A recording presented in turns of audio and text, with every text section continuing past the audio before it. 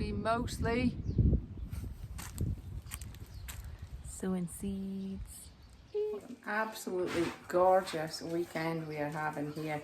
I can't believe this. It's actually been the driest spring, I think, not only in Cumbria, but in the whole of England in years, according to our water provider. Can't remember the name of them right now, but according to them, driest spring in 50 years. Can you actually believe it? This weather is glorious.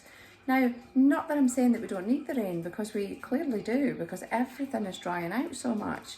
Just like in my previous video, we're having to get the garden hose out and water the flower beds every second day. We're having to water the pots every day, and we're having to put the sprinkler on the grass every second day as well.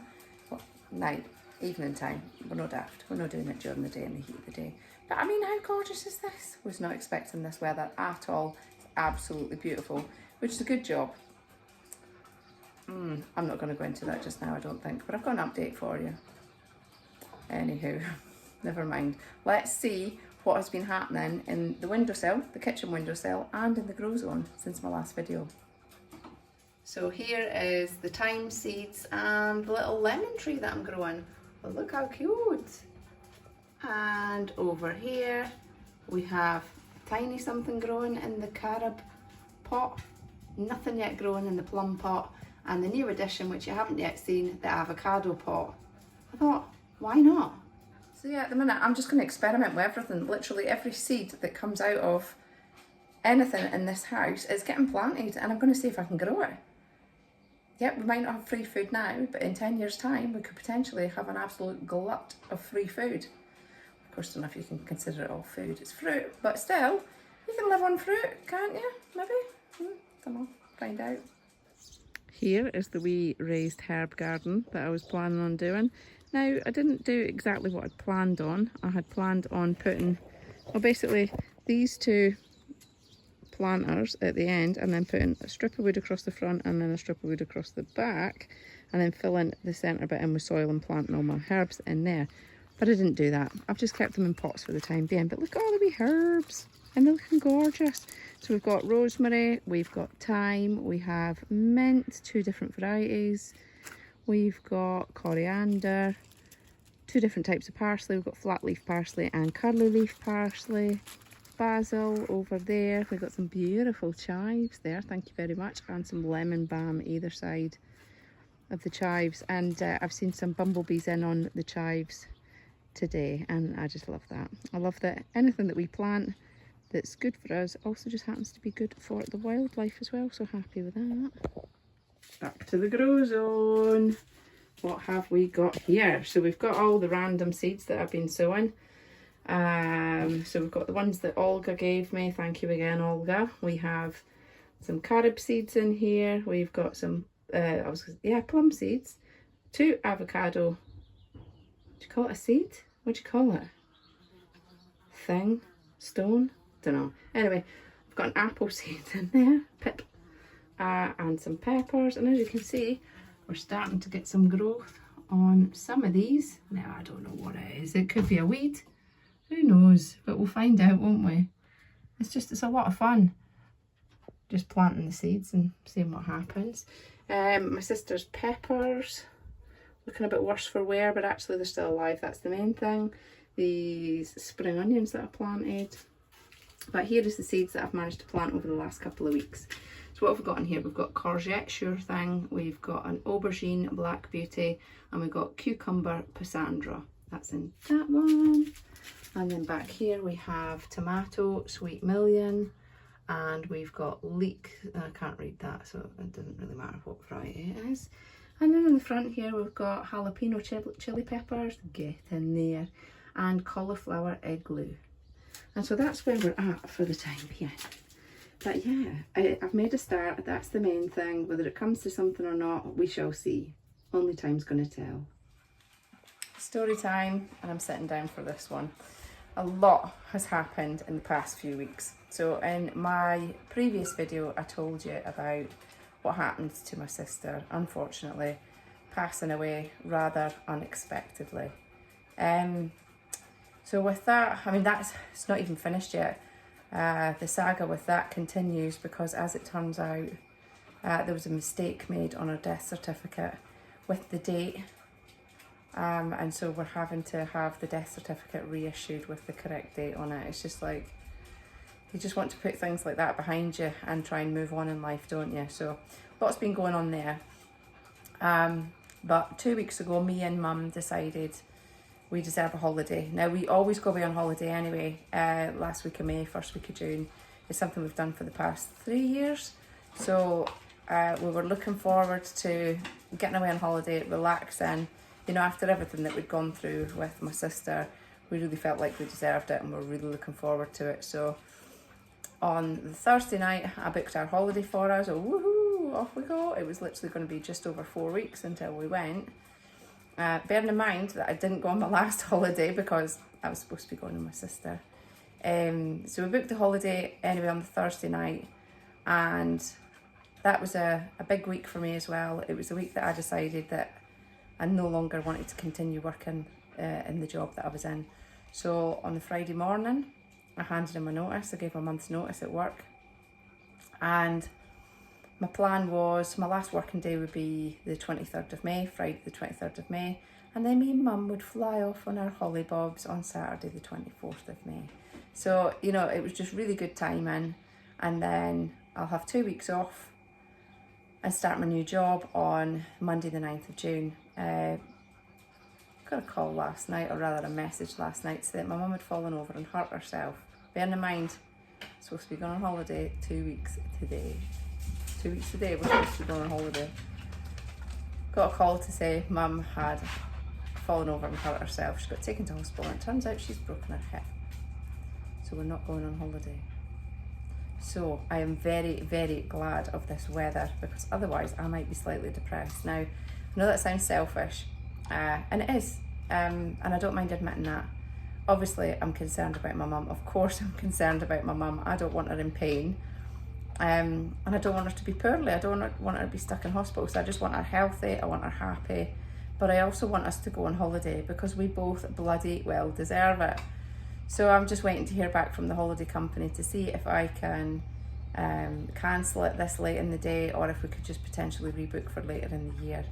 But I'm still having a fight on with the insurance company who insured me for my last holiday. They have declined my claim to get my holiday money back, basically saying that I took out my insurance policy knowing that my sister was already deceased. Yeah, why? Why would I do that? What on earth would I have to gain from that? Absolutely nothing. But anyways, so I'm still out of pocket for my previous holiday, and I'm praying that I'm not going to be out of pocket for this one, because I hadn't sorted out my insurance yet. Oh my God, these things are sent to try us. A good friend has messaged me earlier today and said, what doesn't kill you makes you stronger. And I'm like, well, I must be the strongest person in the world right now. Hey, listen, yes, I've been through some stuff lately. No, it's not been nice. Am I hard done by? No. Am I still grateful for everything that I have in life? Absolutely, yes. I'm just feeling a bit sorry for myself, that's all. There's a lot worse things that could have happened, and I'm just grateful that my mum is going to be okay, and that one day we will get away on that holiday. But for now, it's in the garden in the Cumbrian sunshine. It is absolutely gorgeous, so I'm going to make the absolute most of it. And here is where I planted the plums and carobs straight into the flower bed, and as you can see, it's already starting to get overtaken by ground elder. It's just everywhere here. I don't know how to fight it anymore, other than just keep trying to pick it out. But there's no signs of anything growing from those seeds just yet. But watch this space. Pond's looking ever so pretty, if a little bit pea soupy, but that's okay. I need to replace the bulb in my filter. I'll get that done at some point in the future. But yeah, the fish seem to be loving this weather. All having a wee swim and a wee root about. Avoiding me, as they always do. We've had no frogs or toads yet in the pond this year though. Why? Why not? We had one in last year, and I felt sorry for it because it was in there for a long time waiting on a mate coming along, which didn't appear to come along. So we had no toad spawn at all last year. And I was hoping that this year would be a bumper year for frogs and toads, and there's been nothing. Absolutely nothing. Has anybody else had that issue? I always look forward to seeing the toads and listening to them at night as well. I love that noise. And then when it gets dark and I go and put the birds away, I go for a wee hunt round the garden, like looking at the grass, and I'll be like, oh, hello there, Mr. Toad, or hello there, Mrs. Toad. Pick them up, and then put them, near the pond. I probably shouldn't interfere, but I'm a big child when it comes to animals. They've all got to get a snog. But yeah, why don't I have any in the pond this year? Huge log store update. Poles are in, cemented in, and there's a roof on it. Look at the size of this bad boy. I feel like we may have over-egged it, but I say we. Actually, Richie's built all of this without any of my help, so not that he needs my help, but he's done this all by himself anyway. I'm really impressed with it, but it almost seems a waste to have it as a log store. I feel like this should be some sort of summer house, maybe. Anyway, well smart, well impressed. Look at this, huge.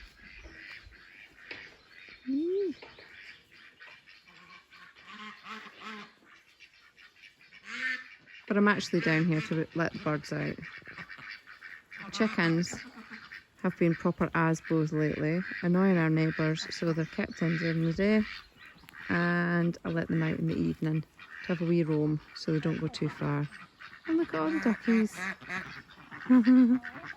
Hello bambinos, what's going on? Let's let the buggers out. Oh, I don't know why that's not opening. That's weird. It's caught. There we go. Come on in, bambinos. Come on in. Yee.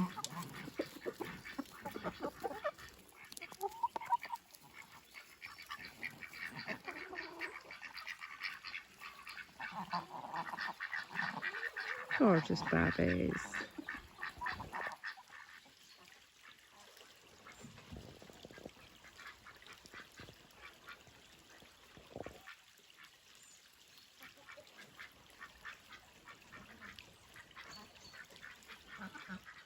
Sad wee story time for you. Last night I came down to put the birds away, and we had recently had 3 chickens nesting on 2 nests. Nothing seemed to be happening. Anyway, when I came down last night, there was no chickens on the nest. So I decided to take the eggs out and... Oh, so what's going on here? I decided to take the eggs out and get rid of them. And in amongst the eggs, I found the bodies of 5 chicks. Absolutely gutting. Don't know what's happened. I think they've obviously hatched inside the stalls that we've created for them in the coop. And I think they couldn't get out. So it's our fault. It's horrible. Every year we learn something new about either ducks or chickens and their chicks, and it's just, unfortunately, it's sad lessons. I didn't even think that they might not be able to get out of the stalls, but yeah, 5 little bambinos all gone. So sad. Just found something that I'm dying to share with you. Wait till you see this, come on. Now, unless I'm mistaken, they be tiny little baby grapes. Sorry, that totally took it out of focus there, but look, baby grapes. I've got baby grapes. And look, there's more. There's more. Oh, where are we? Where are we? Where are we? There we are. Baby bloody grapes. Oh, oh. And here are my teeny tiny but still very much kiwi fruits. Kiwi fruit, kiwi fruit, kiwi fruits. Oh, teeny weeny kiwi fruits. Na, na, na, na, na, na, na. I've been clearing out the porch today. obviously it's been getting rebuilt and it's still had stuff inside, so everything's a mess in there. To be honest, it was all just thrown into a corner of the porch, so I decided to take all the boots out, and I'm thinking, how many pairs of boots do 2 people with 4 feet actually need? Probably know this much. However, I have found the fork that needs repairing, so I might get that done today. It's getting on a little bit now. Yee Babs, what's that? Yeah, they all need cleaning, covered in plaster and cement and all the rest of it. But anyway, yeah, now that I've found the fork, I can at least start to get it repaired. Yay! And I can just reuse the same handle. Yeah, it's going to be a little bit shorter, but it saves me buying anything and waste not, want not, innit?